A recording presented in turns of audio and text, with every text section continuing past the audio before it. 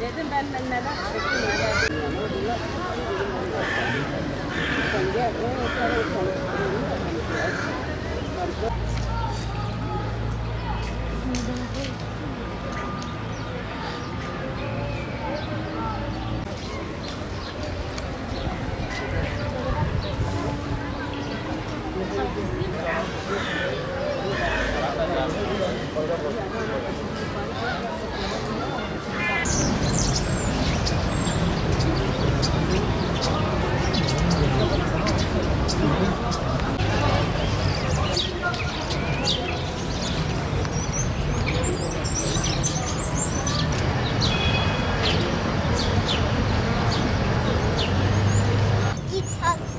O da onun gibi benim.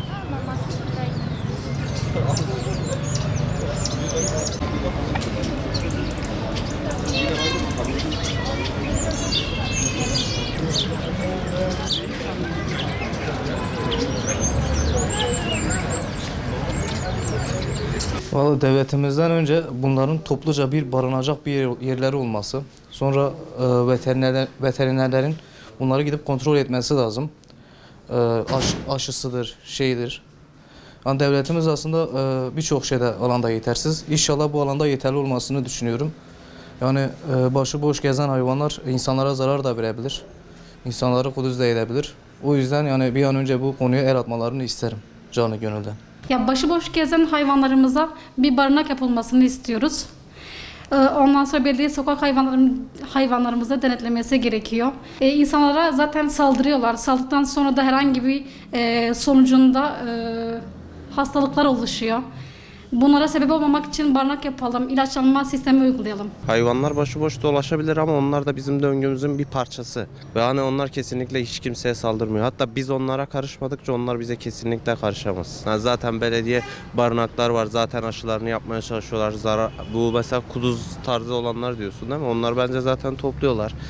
Bence zaten hayvanlara karışılmasa, tam tersine her köşeye biraz mama indirilse, yemleri falan indirilse, suları indirilse daha iyi olur diye düşünüyorum. Devlet yetkilileri değil de daha önce belediyelerde bu konu konuşulması lazım. Daha donanımlı tesislerle, barınaklarla hayvanlara sahip çıkılması lazım. Haberlerde görüyoruz hayvanlara da şiddet oluyor. Onlar da bir canyanı, ister istemez insan vicdanen rahatsız oluyor. Sağ olsun Şair Şevket Mahallesi muhtarımız Ahmet Altun abimiz parklarda, her yerde taslarla yemek veriyor hayvanlarımıza. Yani daha parçadan bütüne belediyelerden başlayıp muhtarlıklar olsun, halkımız olsun, vatandaşımız olsun. Yani hayvanlar da bir can, daha küçük yönetimlerden daha büyüyor. Çünkü devlet eliyle olduğunda daha sorumsuzluk ve daha başıboşluk oluyor. En azından muhtarlıktan başlayıp belediyelerde daha donanımlı tesislerle hayvanlara sahip çıkılabilir yani. Evet, onların da bir canı var sonuç olarak. Hani nasıl ki bizim canımızın kıymeti varsa onların da canının kıymeti var. Hani dışarıda gördüğümüz zaman onlara iyi niyetle yaklaşırsak onlar da bize iyi niyetle yaklaşırlar. Hani onların canı olduğu için biz onlara eziyet gösterirsek onlar da bize eziyet gösterir. Bu kadar basittir aslında. Hani veteriner ablalarımız, abilerimiz var. Onlar dışarıda gördükleri zaman bir tas yemek, bir tas su, süt verebilirler. Hani kimse bir şey kaybetmez bundan.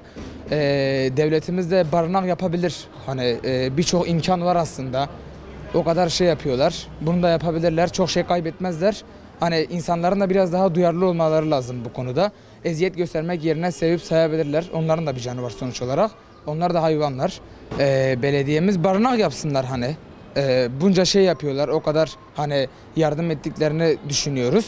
Ama bakıyoruz tüm hayvanların hepsi dışarıda ve saldırıyor millete. Barınak yapıp hepsini daha güzel ortamlarda besleyebilirler, daha güzel yerlere getirebilirler. Sonuçta onların da bir canı var hani. Biz nasıl ki evimizde yaşıyorsak onların da bir yerde yaşama hakları var yani. Devletimiz ve büyükşehir belediyemiz bu yani konuda yani yardım yani etmesi lazım. Başıboş gezen köpeklilerimiz için yani bir doktor yani talep yani etmemiz lazım. Onları yani toplaması lazım. İnsanları yani saldırıyorlar. Yani bu yani konuda yardımcı yani olurlarsalar yani seviniriz yani.